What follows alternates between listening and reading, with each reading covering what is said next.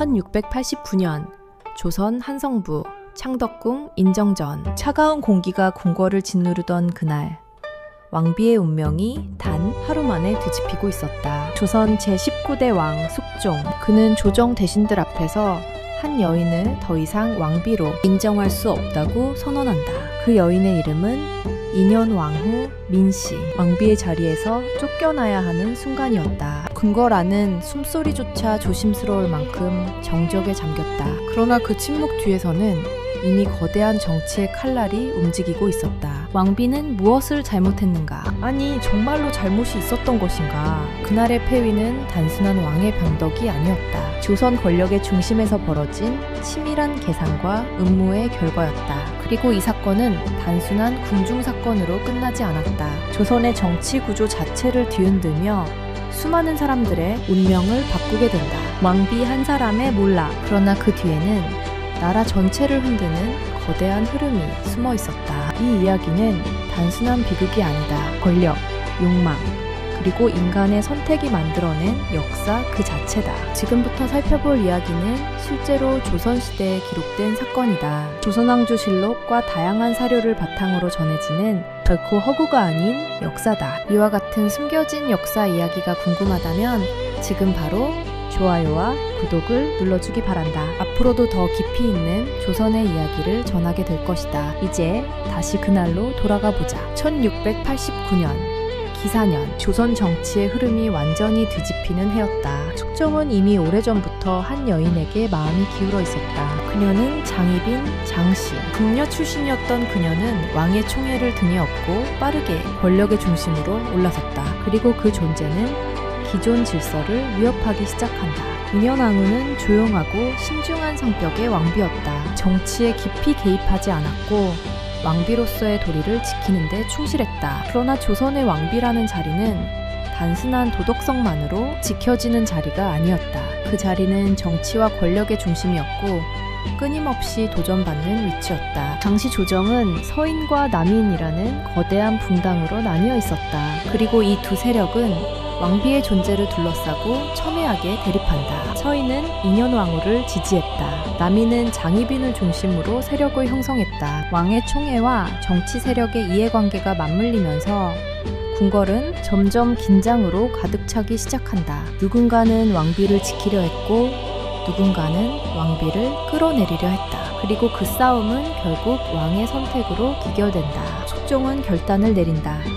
그 결단은 너무나 빠르고 너무나 냉혹했다. 2년 왕후는 폐위된다. 그리고 왕비의 자리는 장희빈에게 돌아간다. 이 모든 과정은 단기간에 이루어졌다. 마치 이미 오래전부터 준비된 것처럼 보일 정도였다. 하지만 이 결정은 단순한 교체가 아니었다. 조선 정치의 균형을 완전히 무너뜨리는 사건이었다. 왕비의 폐위, 그 뒤에는 어떤 힘이 작용했는가? 그리고 숙종은 왜 그렇게까지 극단적인 선택을 내렸는가? 더 중요한 질문이 남는다. 이 모든 것은 정말 왕의 의지였는가?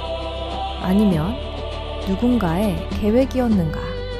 2년 왕후의 본명은 민씨였다. 그녀는 조선 후기 명문가인 여흥 민씨 가문에서 태어났다. 1667년 한성부에서 태어난 그녀는 태어날 때부터 이미 정치적 의미를 지닌 존재였다. 여흥 민씨는 오랜 세월 동안 조정에서 영향력을 유지해 온 대표적인 사대부 가문이었다. 그녀의 아버지는 민유중, 조선의 고위 관료로서 예조 판서를 지낸 인물이었다. 민유중은 단순한 관리가 아니었다. 서인 세력의 중심에서 활동하며 조정의 흐름을 좌우하던 핵심 인물 중 하나였다. 이러한 가문에서 태어난 민씨는 어릴 때부터 철저한 교육을 받았다. 이교적 가치관과 예법, 그리고 왕비로서 갖추어야 할 덕목을 자연스럽게 익히게 된다. 그녀는 화려함보다는 절제를, 감정보다는 이성을 중시하는 성격으로 성장했다. 이러한 성향은 훗날 그녀의 운명을 결정짓는 중요한 요소가 된다. 1681년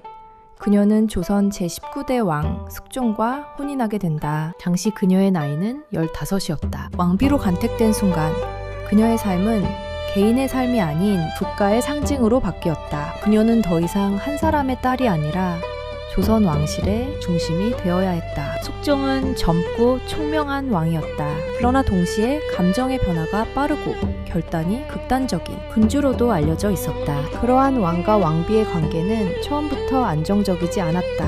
겉으로는 평온해 보였지만 그 이면에는 미묘한 긴장이 흐르고 있었다. 인현왕후는 왕비로서의 역할을 충실히 수행했다. 궁중의 질서를 유지하고 내명부를 안정시키는 데 집중했다. 그러나 그녀에게는 치명적인 약점이 있었다. 바로 후사를 얻지 못했다는 점이었다. 조선 왕실에서 왕비의 가장 중요한 역할은 왕의 적통을 잇는 것이었다. 하지만 시간이 지나도 그녀는 왕자를 낳지 못했다. 이 문제는 단순한 개인의 문제가 아니었다. 왕실의 안정성과 직결된 중대한 사안이었다. 서인 세력은 여전히 그녀를 지지하고 있었다. 그들은 인현왕후가 정통성을 상징하는 존재라고 믿었다. 그러나 왕의 마음은 점점 다른 방향으로 기울고 있었다.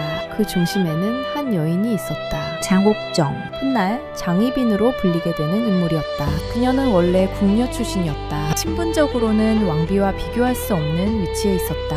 하지만 그녀는 뛰어난 미모와 총명함을 지니고 있었다. 그리고 무엇보다도 왕의 마음을 사로잡는 데 성공했다. 숙종은 점점 장옥정에게 깊이 빠져들었다. 그녀와 함께하는 시간은 점점 늘어갔다. 그리고 마침내 결정적인 사건이 발생한다. 장옥정이 왕자를 낳은 것이다. 이 왕자는 훗날 경종이 되는 인물이었다. 그 순간 궁궐의 권력 구도는 완전히 흔들리기 시작한다. 왕비는 후사를 낳지 못했다. 하지만 후궁이 왕자를 낳았다. 이 사실은 단순한 사건이 아니었다. 왕비의 존재 자체를 위협하는 결정적인 요소였다. 남인 세력은 이 기회를 놓치지 않았다. 그들은 장옥정을 중심으로 결집하기 시작했다.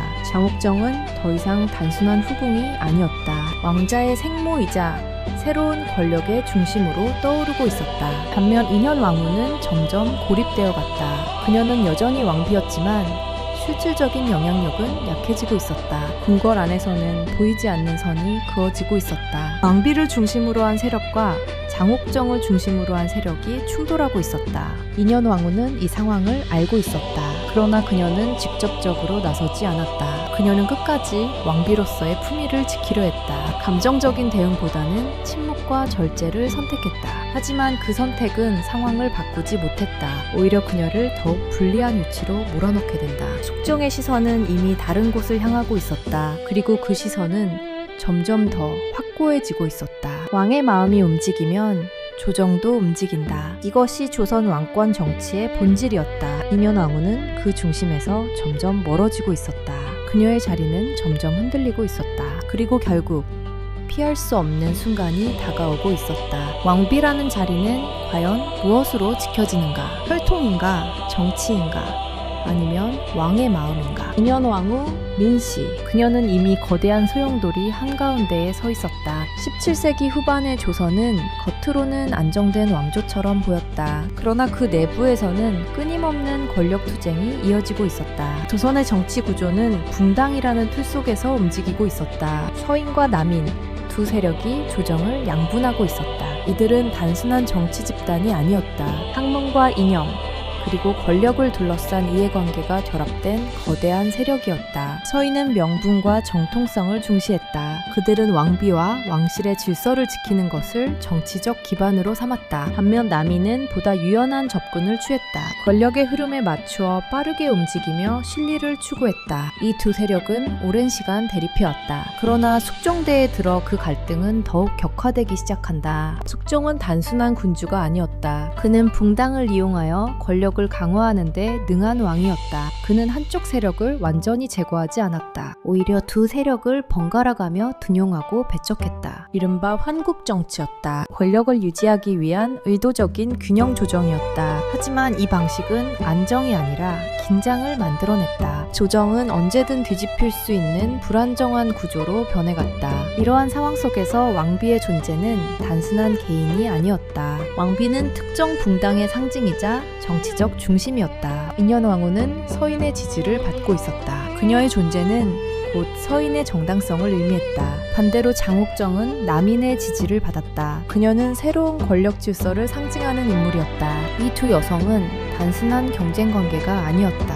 그들은 각각 다른 정치 세력의 중심에 서 있었다. 궁궐 내부의 갈등은 곧 조정 전체의 갈등으로 이어졌다. 왕비의 자리 하나가 국가 권력의 균형을 결정짓고 있었다. 1680년 경신환국이 일어난다. 숙종은 남인을 몰아내고 서인을 중심으로 전국을 재편한다. 이 사건으로 서인은 권력을 장악하게 된다. 인현왕후의 입지도 자연스럽게 강화된다. 그러나 이 균형은 오래가지 않았다. 숙종은 언제든 판을 뒤집을 준비가 되어 있었다. 1683년 이후 남인 세력은 다시 기회를 엿보기 시작한다. 그들은 장옥정을 중심으로 세력을 재정비한다. 장옥정의 존재는 단순한 후궁이 아니었다. 그녀는 왕의 총애와 왕자를 동시에 가진 인물이었다. 이것은 정치적으로 매우 중요한 의미를 지녔다. 왕위 계승 문제와 직접 연결되기 때문이었다. 서인 세력은 이를 위협으로 인식했다. 그들은 장옥정의 영향력이 커지는 것을 경계했다. 반면 남인은 이를 기회로 삼았다. 그들은 장옥정을 통해 권력을 되찾을 수 있다고 판단했다. 이렇게 해서 궁궐 내부의 경쟁은 더욱 치열해졌다. 눈에 보이지 않는 정치 전쟁이 시작된 것이다. 숙종은 이 상황을 모두 알고 있었다. 그리고 그 흐름을 적극적으로 이용하고 있었다. 그는 때로는 서인을 지지했다. 그리고 때로는 남인을 끌어올렸다. 이러한 선택은 감정이 아니라 계산이었다. 왕권을 유지하기 위한 전략적인 판단이었다. 하지만 이 계산은 점점 더 위험한 방향으로 흐르고 있었다. 분단 간의 대립이 단순한 정치 싸움을 넘어가고 있었다. 이제 그 싸움은 왕비의 자리, 그리고 왕위 계승 문제와 직결되고 있었다. 한 번의 선택이 왕조의 미래를 바꿀 수 있는 상황이었다. 인현왕후는 이 거대한 구조 속에 놓여 있었다. 그녀의 개인적인 의지와는 상관없이 정치의 중심에 서게 된 것이다. 장옥정 역시 마찬가지였다. 그녀 또한 정치의 도구이자 주체로서 움직이고 있었다. 두 사람 모두 선택의 여지가 많지 않았다. 그러나 그들이 차지한 위치는 너무나 컸다. 그리고 그 위치는 결국 충돌할 수밖에 없었다. 1689년 기사황국의 전조가 나타나기 시작한다. 남인 세력은 다시 한번 권력을 잡기 위해 움직인다. 그 중심에는 장옥정이 있었다. 그리고 그 반대편에는 인현왕후가 있었다. 이 싸움은 단순한 권력 다툼이 아니었다. 조선의 정치 구조를 완전히 뒤집을 수 있는 결정적인 대결이었다. 왕은 아직 최종 선택을 하지 않았다. 그러나 그의 마음은 이미 한쪽으로 기울어지고 있었다. 조정은 긴장 속에 숨을 죽이고 있었다. 누구도 다음 순간을 예측할 수 없었다. 그리고 곧 모든 것이 뒤집히게 된다. 조선이라는 거대한 왕조 속에서 한 왕비의 운명이 어떻게 정치의 도구가 되었는가? 그 답은 이제 서서히 드러나고 있었다. 1688년을 전후한 시기, 궁궐의 공기는 이전과는 완전히 달라지고 있었다. 겉으로는 평온했지만 그 속에서는 이미 균열이 시작되고 있었다. 인현왕후를 둘러싼 서인 세력은 점점 더 압박을 받고 있었다. 그들은 장옥정의 존재가 단순한 후궁이 아니라는 사실을 분명히 인식하고 있었다. 장옥정은 이미 왕자의 생모였다. 그 사실 하나만으로도 그녀의 위치는 이전과는 비교할 수 없을 만큼 높아져 있었다. 남인 세력은 이를 기반으로 공격을 준비하고 있었다. 그들은 단순히 권력을 되찾는 것이 아니라 서인을 완전히 배제하려 했다. 그 첫 번째 목표는 분명했다. 인현왕후의 권위를 흔드는 것이었다. 궁궐 안에서는 점점 더 노골적인 움직임이 나타나기 시작한다. 장옥정을 지지하는 세력은 그녀를 정식 왕비로 올려야 한다는 주장을 펼쳤다. 이 주장은 단순한 의견이 아니었다. 왕위 계승 문제를 정당화하기 위한 정치적 전략이었다. 왕자가 있는 여인이 왕비가 되어야 한다는 논리였다. 이는 당시 조선의 유교 질서에서도 충분히 설득력을 가질 수 있는 주장으로 받아들여졌다. 서인 세력은 즉각 반발했다. 그들은 정통성과 질서를 강조하며 인현왕후를 지켜야 한다고 주장했다. 조정에서는 날마다 격렬한 논쟁이 이어졌다. 서인과 남인의 대립은 더 이상 숨겨지지 않았다. 이 과정에서 여러 인물들이 전면에 등장한다. 서인 측에서는 송시열의 학통을 이은 인물들이 중심이 되어 움직였다. 그들은 왕비의 폐위는 곧 국가 질서의 붕괴라고 경고했다.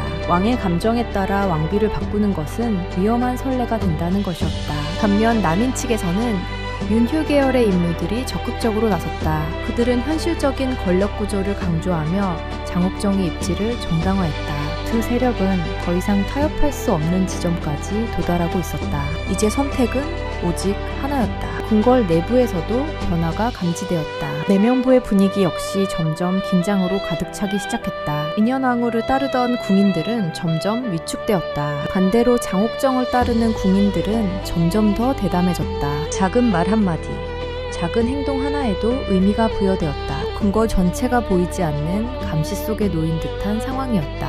이때 결정적인 사건이 발생한다. 장옥정이 왕자의 존재를 더욱 강조하기 시작한 것이다. 왕자는 단순한 아이가 아니었다. 조선의 미래를 상징하는 존재였다. 남인 세력은 이를 적극적으로 활용했다. 그들은 왕자의 정통성을 강조하며 왕비 교체의 필요성을 설득했다. 숙정 역시 이 문제를 외면할 수 없었다. 왕위 계승은 국가의 핵심 문제였기 때문이다. 그러나 이 과정에서 인현왕후는 점점 더 고립되어 갔다. 그녀는 여전히 왕비였지만 정치적 기반은 점점 약해지고 있었다. 그녀는 직접적으로 대응하지 않았다. 끝까지 침묵을 지키며 왕비로서의 품위를 유지하려 했다. 하지만 그 침묵은 오히려 공격의 빌미가 되었다. 남인 세력은 그녀의 소극적인 태도를 문제 삼기 시작했다. 그들은 왕비가 국가의 위기를 해결하지 못하고 있다고 주장했다. 왕자를 낳지 못한 책임을 정치적 문제로 확대시킨 것이다. 이러한 공격은 점점 더 거세졌다.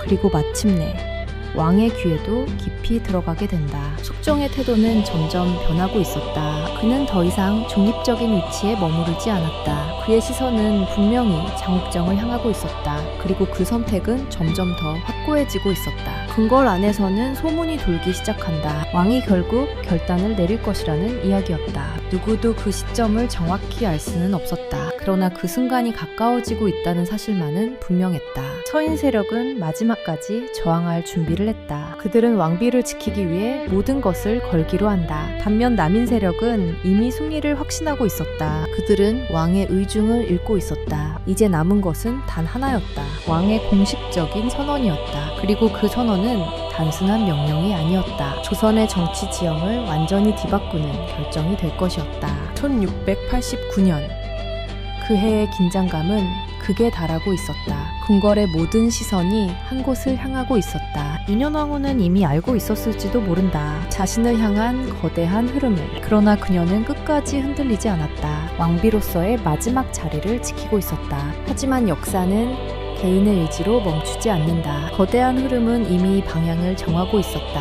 그리고 그 흐름은 곧 돌이킬 수 없는 결과를 만들어내게 된다. 1689년 초 조정의 분위기는 더 이상 숨길 수 없는 긴장으로 가득 차 있었다. 이미 모든 대신들은 알고 있었다. 결정적인 순간이 가까워지고 있다는 사실을. 남인 세력은 더욱 노골적으로 움직이기 시작했다. 그들은 더 이상 장옥정을 보호하는 수준에 머무르지 않았다. 이제 목표는 명확했다. 인현왕후를 완전히 끌어내리고 새로운 질서를 세우는 것이었다. 조정에서는 연일 상소가 이어졌다. 남인 대신들은 왕에게 왕비 교체의 필요성을 강하게 주장했다. 그들은 논리를 갖추고 있었다. 왕자가 있는 후궁이 왕비가 되는 것이 국가 안정에 유리하다는 주장이었다. 왕위 계승의 명분.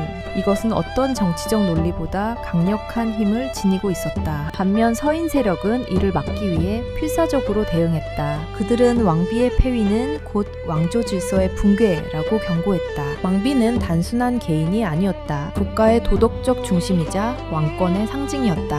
서인 대신들은 연이어 상소를 올렸다. 왕의 결정이 조선 전체를 혼란에 빠뜨릴 것이라고 주장했다. 하지만 상황은 점점 서인에게 불리하게 흘러갔다. 숙정의 태도가 이미 변하고 있었기 때문이다. 그는 점점 남인의 주장에 귀를 기울이고 있었다. 그리고 장옥정에 대한 신뢰도 더욱 깊어지고 있었다. 궁궐 내부에서도 변화가 뚜렷하게 나타났다. 장옥정을 따르는 세력은 점점 더 자신감을 보였다. 그녀의 처소는 이전과는 비교할 수 없을 만큼 활기를 띠었다. 사람들은 그녀를 사실상의 왕비로 대하기 시작했다. 반대로 인현왕후의 처소는 점점 조용해졌다. 왕의 방문은 줄어들었고 주변 인물들도 점점 줄어들었다. 그녀는 여전히 왕비였지만 이미 고립된 존재가 되어가고 있었다. 궁궐 안에서의 권력은 눈에 보이지 않게 이동하고 있었다. 이때 결정적인 정치적 움직임이 시작된다. 남인 세력은 서인을 정면으로 공격하기 시작한다. 그들은 단순히 왕비 문제만을 제기하지 않았다. 서인 전체를 문제 삼으며 정치적 숙청을 시도했다. 서인 대신들의 발언과 행동이 문제로 지적되었다. 왕권을 위협하고 있다는 제기되었다. 이것은 매우 위험한 신호였다. 조선 정치에서 이러한 아로파는 곧 숙청으로 이어질 수 있었다. 숙종은 이 상황을 적극적으로 활용했다. 그는 남인의 주장에 힘을 실어주기 시작했다. 그리고 결국 결정적인 조치가 내려진다. 서인 주요 인물들이 조정에서 밀려나기 시작한 것이다. 이른바 기사황국의 시작이었다. 권력의 중심이 완전히 뒤바뀌는 순간이었다. 서인 세력은 급격히 붕괴되었다. 그들을 지지하던 기반 역시 빠르게 무너졌다. 인현왕후의 입지는 치명적으로 약화되었다. 그녀를 지탱하던 정치적 보호막이 사라진 것이다. 이제 그녀는 완전히 홀로 남게 되었다. 왕비라는 지위만 남아있을 뿐 실질적인 힘은 거의 남아있지 않았다. 남인 세력은 이 기회를 놓치지 않았다. 그들은 더욱 강하게 왕비 폐위를 요구했다. 조정에서는 더 이상 반대의 목소리가 크게 나오지 않았다. 서인의 몰락으로 균형이 완전히 무너졌기 때문이다. 숙종은 침묵 속에서 상황을 지켜보고 있었다. 그러나 그의 선택은 이미 정해져 있었다. 그는 점점 더 분명하게 의사를 드러내기 시작했다. 왕비에 대한 신뢰가 흔들리고 있다는 이었다. 궁궐 안에서는 불안이 극에 달했다. 누구도 감히 확신할 수는 없었지만 모두가 결과를 예상하고 있었다. 인현왕후는 이 모든 변화를 느끼고 있었다. 그러나 그녀는 끝까지 감정을 드러내지 않았다. 그녀는 여전히 왕비로서의 품위를 유지했다. 그 어떤 상황에서도 흔들리지 않으려 했다. 하지만 상황은 그녀의 의지와는 무관하게 흘러가고 있었다. 정치는 이미 개인의 영역을 넘어섰다. 왕의 마음, 궁당의 이해관계, 이 두 가지가 하나로 결합되면서 거대한 흐름을 만들어내고 있었다. 그 흐름은 누구도 거스를 수 없었다. 이제 남은 것은 단 하나였다. 공식적인 선언이었다. 왕이 입을 여는 순간 모든 것이 결정된다. 그리고 그 결정은 되돌릴 수 없다. 1689년 조선의 운명이 걸린 선택의 순간이 다가오고 있었다. 인현왕후의 운명 역시 그 선택에 달려 있었다. 그녀는 알고 있었을까? 자신에게 남은 시간이 얼마 남지 않았다는 사실을. 1689년 기사환국이 본격적으로 진행되던 시기, 조선의 권력 구조는 눈에 보이듯 급격하게 재편되고 있었다. 서인 세력은 이미 결정적인 타격을 입은 상태였다. 그들의 핵심 인물들은 유배되거나 조정에서 완전히 축출되었다. 남인 세력은 그 공백을 빠르게 채워나갔다. 조정의 주요 관직은 하나둘씩 남인 인물들로 교체되었다. 이 변화는 단순한 인사이동이 아니었다. 권력의 방향이 완전히 바뀌었다는 명확한 신호였다. 이제 조정에서 인현왕후를 지지하는 목소리는 거의 들리지 않았다. 그녀를 보호할 수 있는 정치적 기반은 사실상 사라졌다. 반면 장옥정의 영향력은 절정에 이르고 있었다. 그녀는 이미 왕의 총애를 넘어 권력의 중심에 서 있었다. 궁궐 안에서도 그녀의 위치는 확연히 달라졌다. 궁인들은 그녀를 향해 더욱 조심스럽고 공손한 태도를 보였다. 그녀의 말 한마디가 곧 명령처럼 받아들여졌다. 그녀의 주변에는 점점 더 많은 사람들이 모여들었다. 이러한 변화는 인현왕후에게 치명적인 압박으로 작용했다. 그녀는 점점 더 고립되어 갔다. 왕비의 처소는 조용했고 방문하는 이도 줄어들었다. 과거의 위험은 점점 희미해지고 있었다. 그러나 그녀는 끝까지 무너지지 않았다. 감정을 드러내지 않고 왕비로서의 태도를 유지했다. 하지만 궁궐 밖에서는 또 다른 움직임이 진행되고 있었다. 남인 세력은 단순히 권력을 장악하는 데 그치지 않았다. 그들은 과거 서인 세력과 관련된 사건들을 재조사하기 시작했다. 이를 통해 서인의 정당성을 완전히 무너뜨리려 했다. 서인 인물들은 하나둘씩 죄목이 씌워졌다. 그리고 그 죄목은 점점 더 무거워졌다. 이 과정에서 충격적인 일이 벌어진다. 일부 인물들은 고문을 받거나 극단적인 처벌을 당하게 된다. 정치는 점점 더 잔혹한 방향으로 흘러가고 있었다. 권력을 차지하기 위한 싸움은 이제 생존의 문제로 변하고 있었다. 숙종은 이 모든 상황을 통제하고 있었다. 그는 필요할 때마다 결정을 내리며 흐름을 주도했다. 그러나 그의 결정은 점점 더 한쪽으로 기울고 있었다. 남인과 장옥정을 중심으로 한 권력 구조가 굳어지고 있었다. 이 시점에서 궁궐 내부에는 또 하나의 변화가 나타난다. 장옥정이 더욱 적극적으로 자신의 입지를 강화하기 시작한 것이다.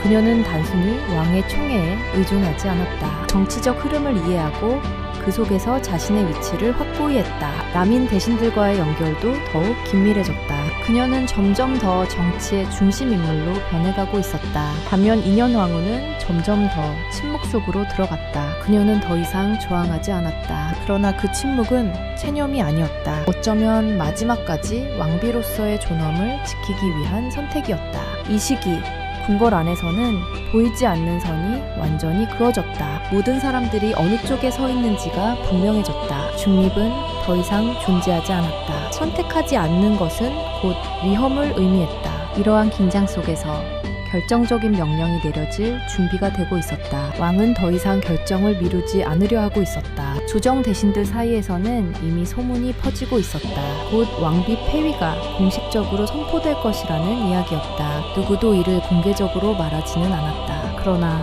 모두가 그 사실을 알고 있었다. 인현왕후 역시 이 흐름을 느끼고 있었다. 그녀는 자신의 운명이 어디로 향하고 있는지 알고 있었다. 그럼에도 불구하고 그녀는 흔들리지 않았다. 마지막 순간까지 왕비로서의 태도를 지키고 있었다. 그러나 역사의 흐름은 이미 돌이킬 수 없는 지점에 도달하고 있었다. 왕의 결단은 더 이상 늦춰질 수 없었다. 1689년 조선의 궁궐은 숨을 죽이고 있었다. 모든 것이 단 한 번의 선언을 기다리고 있었다. 그 선언이 내려지는 순간 한 사람의 인생뿐만 아니라 조선의 권력 구조가 완전히 바뀌게 된다. 그리고 그 변화는 누구도 예상하지 못한 결과를 낳게 된다.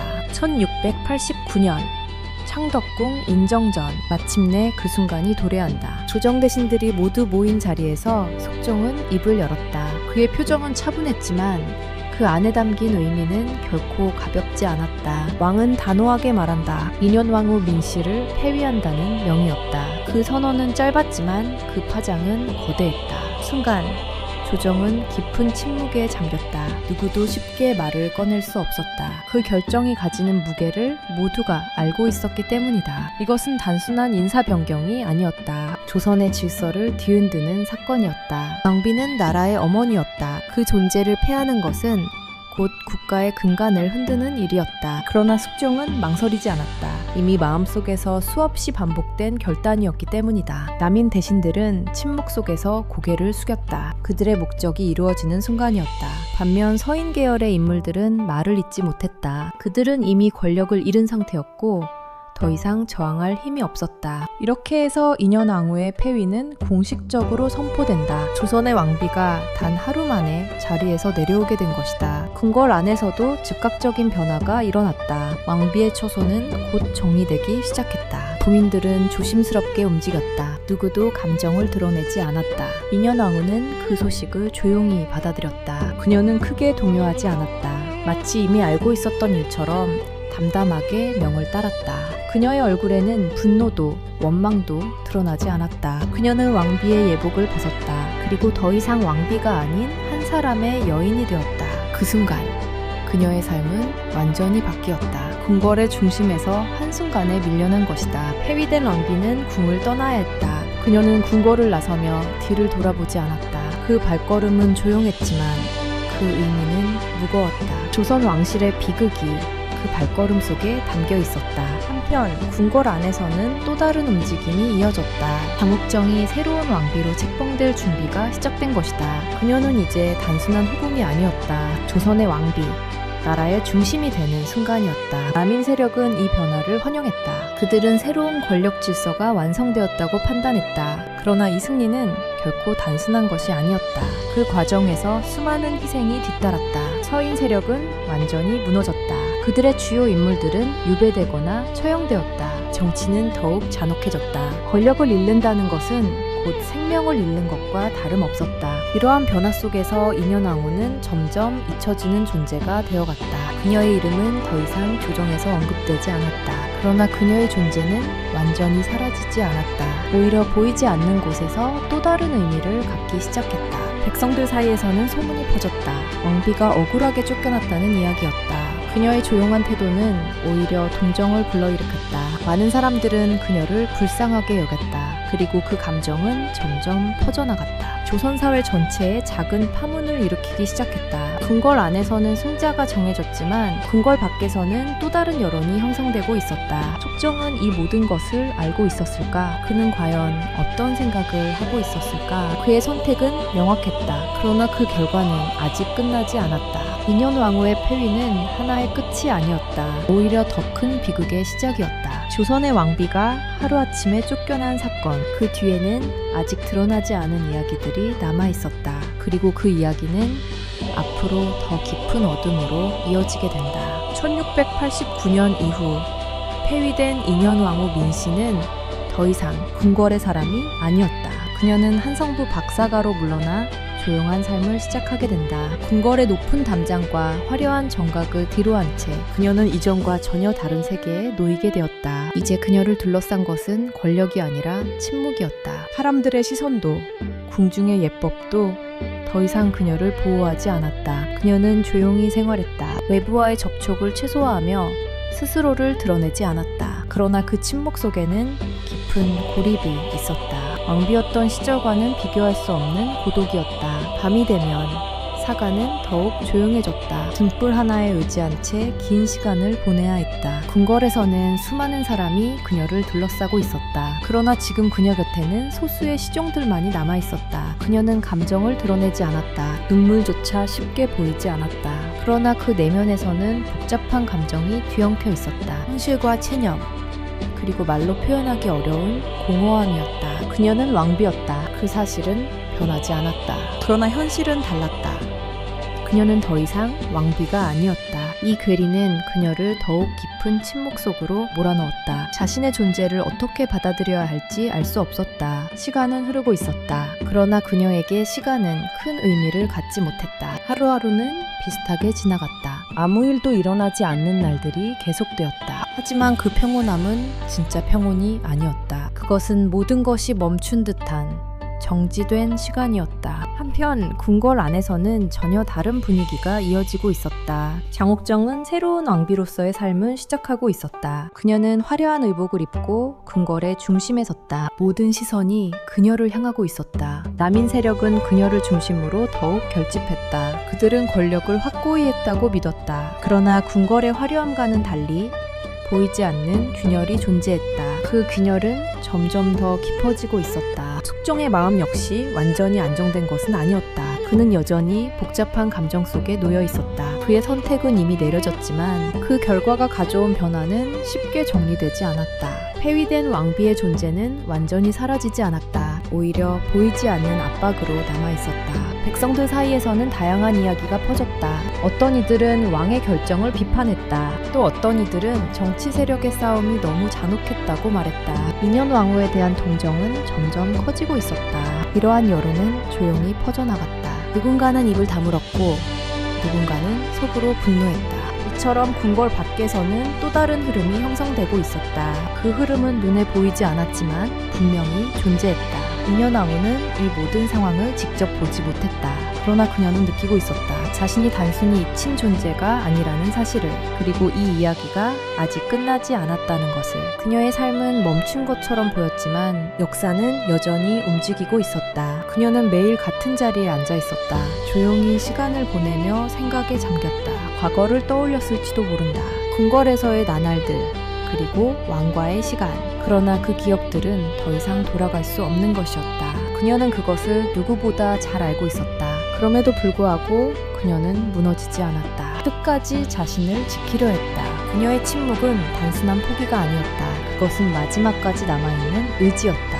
그러나 고립은 점점 깊어졌다. 그녀의 세계는 점점 더 좁아지고 있었다. 그리고 그 속에서 그녀는 혼자가 되어가고 있었다. 하지만 역사는 때로 예상하지 못한 방향으로 움직인다. 완전히 끝난 것처럼 보였던 이야기가 다시 시작되기도 한다. 인현왕후의 운명 역시 그러했다. 그녀의 이야기는 아직 끝나지 않았다. 오히려 지금부터가 진짜 시작이었다. 1690년대 초 조선의 전국은 겉으로는 안정된 듯 보였다. 남인 세력이 권력을 장악했고 장희빈은 왕비의 자리에 올랐다. 그러나 그 안정은 오래가지 않았다. 보이지 않는 균열은 점점 더 분명해지고 있었다. 이 시기 한 인물이 조용히 움직이기 시작한다. 그는 조정의 중심에 있던 인물은 아니었다. 그러나 그의 선택은 이후 역사의 흐름에 큰 영향을 미치게 된다. 그의 이름은 김춘택이었다. 김춘택은 서인 계열에 속한 인물이었다. 그는 이미 기사 황국 이후 정치적 기반을 크게 잃은 상태였다. 그러나 그는 완전히 물러서지 않았다. 오히려 조용히 상황을 관찰하며 기회를 기다리고 있었다. 그는 인현왕후의 폐위를 단순한 정치 사건으로 보지 않았다. 그것은 조선의 질서가 무너진 상징적인 사건이라고 판단했다. 영비의 폐위는 단순한 교체가 아니었다. 정통성과 명분이 흔들린 사건이었다. 김춘택은 이 점을 분명히 인식하고 있었다. 그리고 그 질서를 바로잡아야 한다고 생각했다. 하지만 현실은 쉽지 않았다. 남인 세력은 여전히 강력했고 장희빈의 영향력도 견고했다. 조정에서는 공개적으로 반대 의견을 내는 것이 위험했다. 잘못하면 곧바로 처벌로 이어질 수 있는 상황이었다. 그럼에도 불구하고 김춘택은 물러서지 않았다. 그는 은밀하게 움직이기 시작했다. 그는 같은 생각을 가진 인물들과 접촉했다. 서인 계열의 잔존 세력과 조용히 연결되기 시작했다. 그들의 목표는 단순했다. 인현왕후를 다시 왕비의 자리로 복위시키는 것이었다. 그러나 이 목표는 매우 위험한 것이었다. 왕의 결정을 뒤집는 시도였기 때문이다. 그들은 신중하게 움직였다. 노골적인 행동은 피하고 조용히 여론을 모았다. 한편 궁궐 안에서도 변화가 감지되기 시작했다. 숙종의 태도가 서서히 달라지고 있었다. 그는 점점 장희빈에 대한 감정이 변하고 있었다. 처음과 같은 강한 총애는 점점 약해지고 있었다. 정치적인 긴장도 다시 높아지고 있었다. 남인 세력 내부에서도 미묘한 갈등이 나타나기 시작했다. 이러한 상황 속에서 김춘택의 움직임은 더욱 의미를 갖게 된다. 그는 단순한 반대자가 아니었다. 그는 흐름을 읽고 있었다. 그리고 그 흐름이 바뀔 가능성을 보고 있었다. 그는 직접 나서지 않았다. 대신 적절한 순간을 기다렸다. 그의 행동은 겉으로 드러나지 않았다. 그러나 그 영향은 점점 커지고 있었다. 그는 인현왕후의 존재를 다시 떠올리게 만들었다. 사람들 사이에서 그녀에 대한 기억을 되살리려 했다. 왕비로서의 품위, 그리고 억울하게 쫓겨난 존재. 이 이미지는 점점 더 강하게 퍼져나갔다. 백성들뿐만 아니라 일부 대신들 사이에서도 변화가 나타났다. 그들은 조용히 상황을 다시 평가하기 시작했다. 과연 그때의 폐위가 정당했는가? 이 질문이 점점 더 크게 떠오르고 있었다. 김춘택은 바로 이 지점을 노렸다. 그는 감정이 아니라 명분을 강조했다. 왕비의 정통성, 조선의 질서. 이 두 가지는 누구도 쉽게 부정할 수 없는 가치였다. 그는 이 논리를 기반으로 움직였다. 그리고 그 움직임은 디레하지만 확실하게 퍼져나갔다. 궁궐 밖에서 시작된 변화는 점점 안으로 들어가고 있었다. 조정 내부에서도 미묘한 기류가 형성되기 시작했다. 숙종 역시 이 변화를 느끼고 있었다. 그는 다시 생각하기 시작했다. 자신의 선택이 옳았는지에 대해, 그리고 그 결과가 무엇을 가져왔는지에 대해. 이 시점에서 인현왕후는 여전히 사가에 머물고 있었다. 그녀는 모든 움직임에서 벗어나 있는 듯 보였다. 그러나 실제로는 그렇지 않았다. 그녀의 존재는 다시 중심으로 끌려오고 있었다. 역사는 조용히 방향을 바꾸고 있었다. 그리고 그 중심에는 한 사람의 선택이 있었다. 김춘택. 그의 결단은 단순한 충성이 아니었다. 그것은 위험을 감수한 선택이었다. 그리고 그 선택은 조선의 흐름을 다시 뒤흔들 준비를 하고 있었다. 이제 상황은 다시 움직이기 시작한다. 그리고 그 움직임은 또 다른 결말을 향해 나아가고 있었다. 1694년 한성부 창덕궁. 전국은 다시 한번 요동치기 시작하고 있었다. 겉으로는 여전히 남인 세력이 권력을 장악하고 있었지만 그 내부에서는 이미 균열이 뚜렷하게 드러나고 있었다. 숙종의 시선은 더 이상 한 방향에 머물러 있지 않았다. 그는 조용히, 그러나 분명하게 다시 움직이고 있었다. 이 시기 결정적인 사건이 발생한다. 남인 세력 내부에서 갈등이 표면으로 드러나기 시작한 것이다. 장희빈을 중심으로 한 권력 구조는 견고해 보였지만 그 내부에서는 이해관계가 충돌하고 있었다. 일부 남인 인물들은 지나친 권력 집중에 불안을 느끼기 시작했다. 그들은 점점 더 신중한 태도를 보이기 시작했다. 이 틈을 놓치지 않은 인물이 있었다. 김춘택이었다.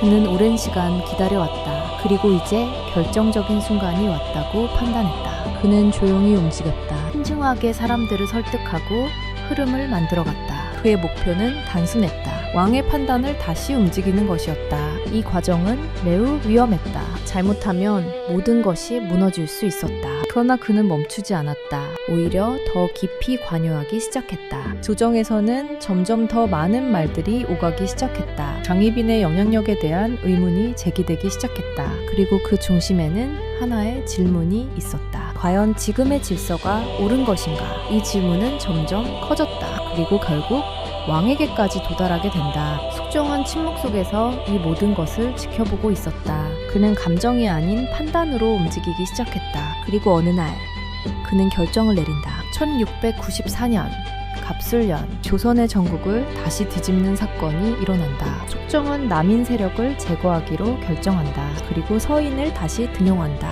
이른바 갑술환국이었다. 이 결정은 순식간에 실행되었다. 남인 세력은 급격히 무너졌다. 그들의 주요 인물들은 축출되거나 처벌되었다. 권력의 중심은 다시 서인으로 이동했다. 궁궐안의 분위기도 급격히 변했다. 장희빈을 둘러싼 공기는 이전과는 완전히 달라졌다. 그녀의 영향력은 빠르게 약화되었다. 그리고 그 위치는 점점 흔들리기 시작했다. 이제 모든 시선은 다시 한 사람에게 향하고 있었다. 2년 왕후 민씨였다. 폐위된 지 수년이 지난 그녀의 이름이 다시 언급되기 시작했다. 그녀의 존재가 다시 중심으로 떠오르고 있었다. 숙종은 다시 한번 결단의 순간에 서 있었다. 그리고 이번에는 다른 선택을 준비하고 있었다. 궁궐안은 긴장으로 가득 찼다. 누구도 쉽게 말을 꺼낼 수 없었다. 모든 것이 왕의 입에 달려 있었다. 그의 한마디가 모든 것을 바꿀 수 있었다. 그리고 마침내 그 순간이 찾아온다. 숙종은 명을 내린다. 2년 왕후를 복위시키라는 결정이었다. 그 선언은 조용했지만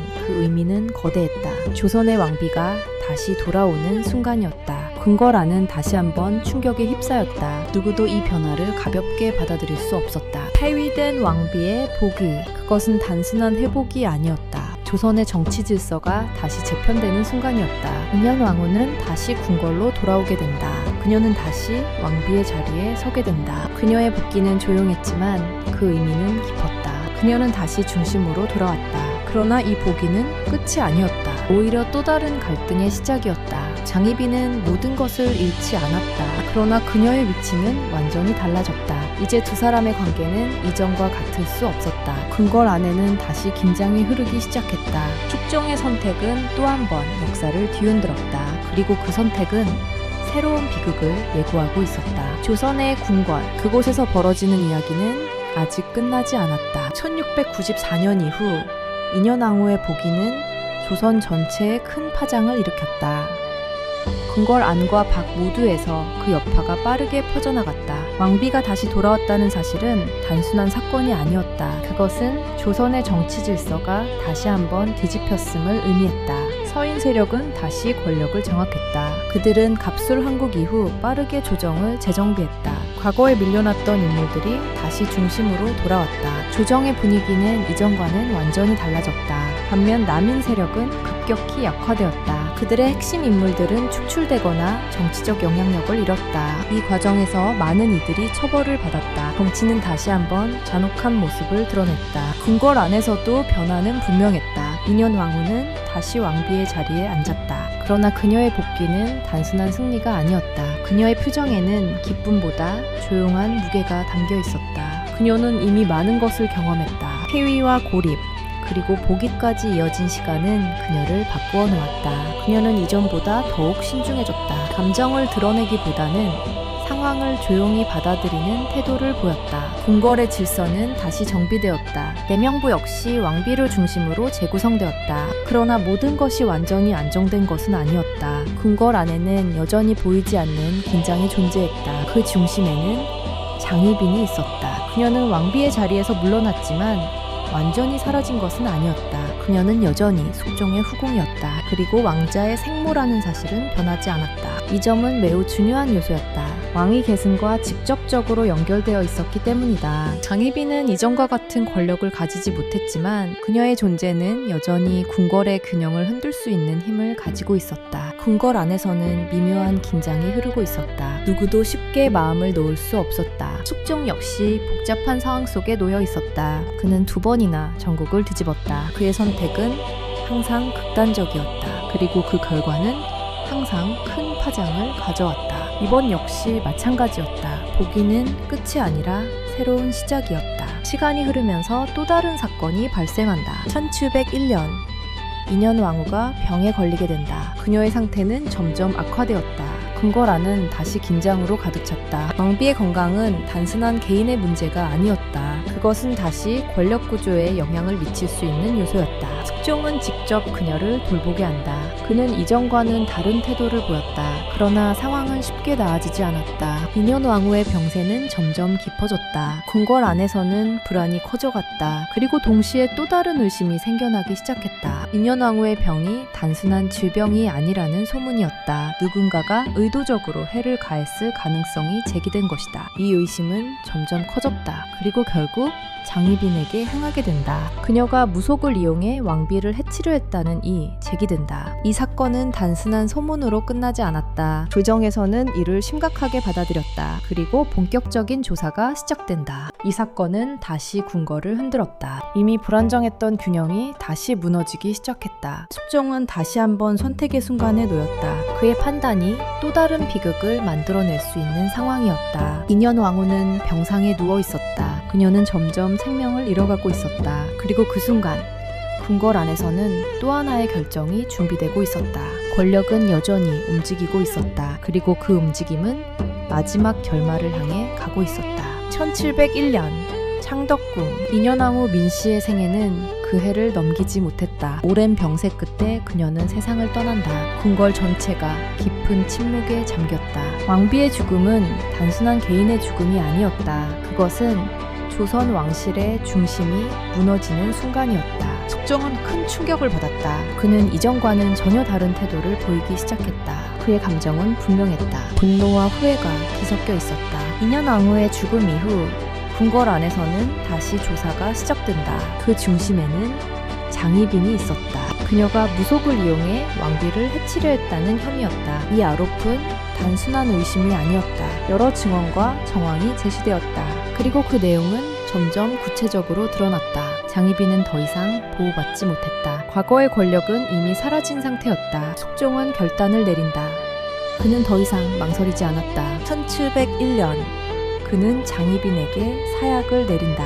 그녀의 생애는 그렇게 끝을 맞이한다. 한때 조선의 왕비였던 인물, 그리고 왕의 총애를 받던 여인. 그녀의 마지막은 조용하지만 냉혹했다. 권력의 중심에 있었던 만큼 그 끝도 극단적이었다. 이 사건은 궁궐 안에 깊은 흔적을 남겼다. 누구도 쉽게 잊을 수 없는 사건이었다. 인현 왕후와 장희빈 두 여성의 삶은 완전히 다른 방향으로 흘러갔다. 그러나 그들의 운명은 하나의 지점에서 교차했다. 조선의 권력 중심, 바로 그 자리였다.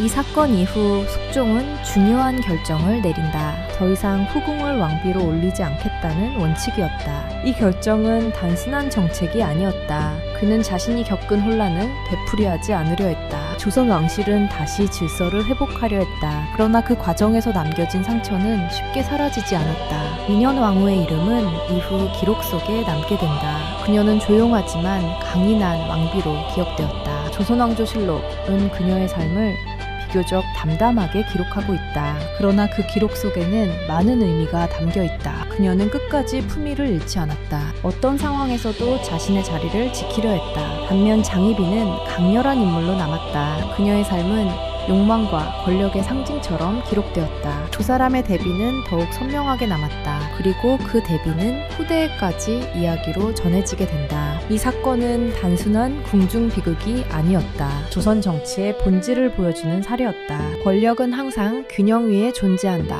그리고 그 균형이 무너질 때 비극이 시작된다. 왕의 선택은 절대적이었다. 그러나 그 선택은 항상 결과를 남긴다. 인현 왕후의 폐위와 복위, 그리고 그녀의 죽음. 이 모든 과정은 하나의 질문을 남긴다. 권력은 누구를 위해 존재하는가? 조선의 궁궐에서 벌어진 이 이야기는 단순한 과거의 사건이 아니다. 그것은 인간과 권력, 그리고 선택에 대한 기록이다. 역사는 반복되지 않지만 그 속에서 우리는 반복되는 인간의 모습을 본다. 그리고 그 선택의 결과는 언제나 무겁다. 인현왕후 민씨. 그녀의 삶은 조용했지만 결코 가볍지 않았다. 그녀는 역사 속에서 사라졌지만 그 이야기는 여전히 남아있다. 조선의 기록 속에서 그리고 기억 속에서